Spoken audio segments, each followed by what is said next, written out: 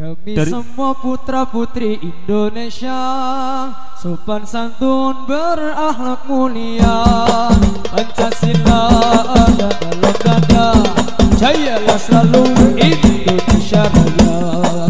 Kami semua putra putri Indonesia, sopan santun berakhlak mulia, Pancasila ada dalam dada, anjing-anjing jos Indonesia.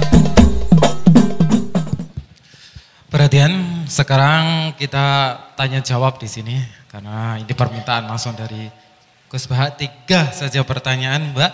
Saya mungkin nanti turun atau salah satu membantu turun untuk memberikan mic-nya. Coba angkat tangan, coba ya Masnya yang di sini.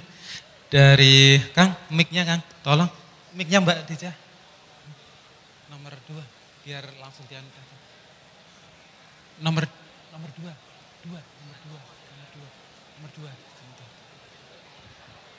Number 2.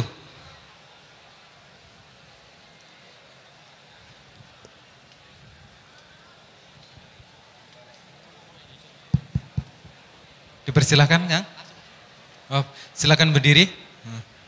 Assalamualaikum warahmatullahi wabarakatuh. Nama saya Muhammad Saiful Muklis, saya dari Lampung Timur. Di sini saya mau tanya, Gus, kan di sini di Korea ini ada yang namanya ginseng, Gus. Ginseng itu dimasukkan ke dalam botol kaca, kemudian diisi sama alkohol. Nah itu sebagian teman-teman di sini itu ada yang beralasan buat hiasan, pajangan, ada juga yang diminum. Nah, ada juga yang, ya itu pokoknya ada yang buat diminum, buat dipajang, seperti itu lah. Seperti itu hukumnya bagaimana? Hukum menyimpan dan mengkonsumsi alkohol yang dicampur dengan ginseng tadi. Ya. Sekian. Dipersilakan Gus. Warahmatullahi wabarakatuh.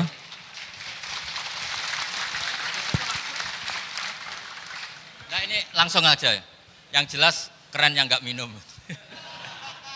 Keren yang nggak minum, terus menyimpan itu kan awal dari tertarik ya, karena disimpan dilihat-lihat gitu. Lama-lama kan tergoda. Jadi saya tidak menjawab langsung haram ekstrim, juga nanti kalau sampai haram ekstrim, Gus hukumnya kok berat-berat, bisa dinego nanti. Makanya jawaban saya yang jelas keren yang nggak minum, ya keren yang nggak nyimpan. Ya udah gitu aja, udah usah tanya macam-macam. Ya bisa diterima Kang ya, bisa terima. Dan Kang Haji, Kang Rohmat dipersilakan.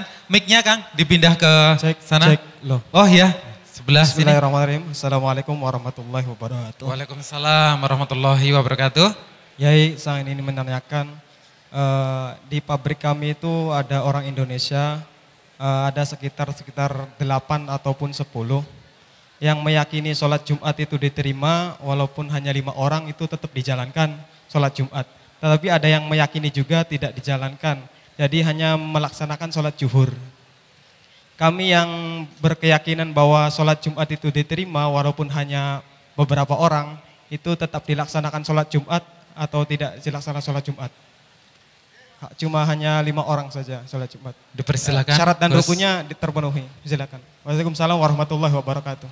Assalamualaikum warahmatullahi wabarakatuh. Tentang sholat Jum'ah itu ya, saya berkali-kali kalau ngaji, itu saya maklumatkan berkali-kali. Dalam kondisi kayak Korea, kayak daerah-daerah pedalaman di Purwodadi, Solo Tigo itu, asal keceluk jamaah. Jamaah itu jam'un ya. Jum'ah dari kata jam'un. Pokoknya ada unsur kelompoknya. Kelompok itu kata Imam Malik ada yang bilang 6 sampai 12. Jadi kalau proses mendirikan masjid terpaksa hanya ada orang 10, monggo saja tetap Jumatan. Itu kaul itu kuat sekali. Itu bukan intikal madzhab, pindah madzhab enggak. Dalam madzhab Syafi'i sampean lihat tuh di Fathul Mu'in, di situ ada satu takbir wasu'ilal bulkiniyu. Imam Bulkini pernah ditanya satu penduduk kampung yang jumlahnya tidak sampai 40. Itu apakah Jumatan apa enggak? Beliau menjawab tetap sebaiknya Jumatan dan tidak perlu mengulang sholat duhur. Dan itu wahuwa qawiyun, pendapat ini kuat. Karena sebetulnya tidak ada hadis yang sharih, yang eksplisit, cara Jawa yang ceplos tentang keharusan syarat berjumlah berapa? 40. Ini penting saya utarakan, Saya pernah punya teman di pedalaman Kalimantan, itu tanya saya, Gus ini saya punya umat hanya 11, Jumatan enggak gitu. Kata saya, duhur ya enggak apa-apa. Orang-orang enggak mau duhur, masa hari Jumat kok sholat duhur katanya. Kalau hari Jumat ya Jumatan katanya. Ini penting saya utarakan, fatwa ini ada di Fathul Mu'in, ada di kitab Tadhkirun Nas, ada di beberapa kitab yang memang membolehkan dan mengesahkan Jumatan meskipun pesertanya tidak sampai 40. Tapi kalau kondisi desa-desa kayak di Rembang itu kan daerah santri, kalau nggak sampai 40 ya kebablasan gitu. Tapi kalau di Korea ya 12 ya keren, 13 yang keren. Yang nggak keren ya nggak Jumatan, sudah gitu. Terima kasih Gus, berarti tidak ada alasan untuk tidak sholat Jumat. Islam itu sangat mudah, memudahkan tapi jangan terlalu dipermudah gitu kan ya. Jadi harus tetap Jumatan begitu. Monggo yang terakhir, mic-nya di mana? Kang, mic. Sudah. Oh, mana? Oh ya, silakan. Assalamualaikum warahmatullahi wabarakatuh. Begini Gus, tentang zaman sekarang sudah banyak yang istilahnya anak-anak muda hijrah, masalah hijrah. Orang-orang anak-anak hijrah tanpa didasari dengan pengetahuan yang mapan, jadi banyak anak-anak hijrah tetapi suka menyepelekan yang lain. Terus yang kedua, saya sering pernah mengikuti kajian di kampung-kampung saya, di para kiai-kiai tentang di surga. Surga itu mohon maaf, apakah di surga itu bisa menggauli ibunya? Seperti itu Gus. Jadi karena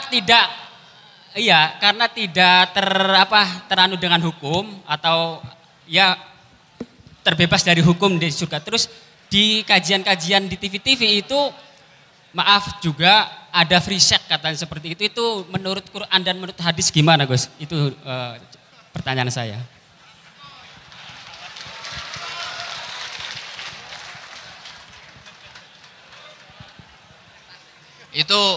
Itu koruptor itu. Satu orang langsung tanya 3 itu. Itu pemborosan itu. Jadi kalau istilah-istilah sekarang hijrah tanpa dikawal ilmu ya jelas gak baik. Tapi bukan karena hijrahnya tok. Istilah apa saja kan gak dikawal ilmu pasti buruk. Meskipun Anda bikin masjid kalau gak dikawal ilmu juga buruk. Buktinya banyak yang nyuwun sewu ngatasnamakan sumbangan tapi gak sampai masjid. Banyak kan? Tapi kalau yang terus terang gini biasanya benar, jujur kalau yang karena saksinya banyak. Biasanya kalau barang nggak benar itu kan sembunyi-sembunyi. Kalau terus terang gini insya Allah bisa diaudit kan, bisa dipertanggung. Ini kan wajahnya jelas, kalau mau sampean tangkep ini ada orang-orang yang di sini. Kedua menyangkut apakah di surga itu karena nggak ada hukum kemudian boleh menggauli ibunya. Memangnya kurangan stok bidadari. Itu terlalu sekali itu.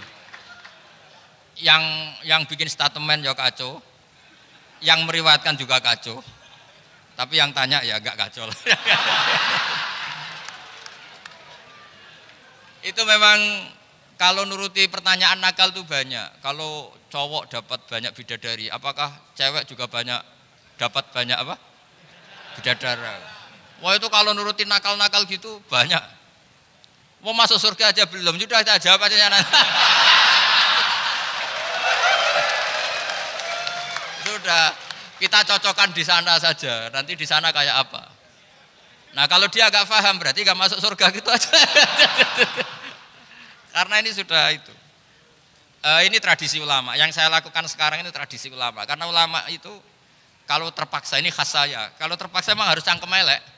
Kalau cangkem apik kadang gak bisa menyelesaikan masa. Itu pernah ada orang tanya sama Kiai, Pak Yai, setan masuk neraka kan nggak apa-apa. Kenapa ya? Dia kan dari api. Kalau masuk api kan familiar. Itu kan cangkem elek itu. Si Kiai tadi ngambil tanah disawurkan ke wajahnya, ditaburkan ke wajahnya. Waduh Pak Yai, ini gimana? Kamu kan dari tanah. Kenapa kena tanah jadi ribet? Artinya gini, kadang kalau cangkem elek jawabannya harus pakai cangkem elek gitu. Itu maksud saya, itu aja itu maksud seperti itu. Iya, karena kalau dijawab pakai etika itu udah kena. Orang setelah sholat wiridan dianggap bid'ah. Terus ditanya sama, wiridan habis sholat tuh gak ada hadisnya gini-gini. Ketika ditanya, kamu habis sholat lalu kencing boleh enggak? Boleh. Lalu nyalakan HP? Boleh. Kenapa wiridan enggak boleh kencing? Boleh. Orang-orang yang mengharamkan wiridan setelah sholat tanya, setelah wiridan, setelah salam terus dia kudu kencing, boleh enggak dia kencing? Boleh. Setelah itu ingin nyalain HP, boleh enggak? Kenapa kencing boleh, wiridan enggak? Boleh. Karena cangkemnya saya lihat cara tanya. Maka harus dijawab dengan cangkemnya lah. Kalau kita sopan pasti kalah. Ini jenis makhluk yang nggak harus disopani gitu maksudnya. Sudah itu ya. Sudah. Yang satu apa?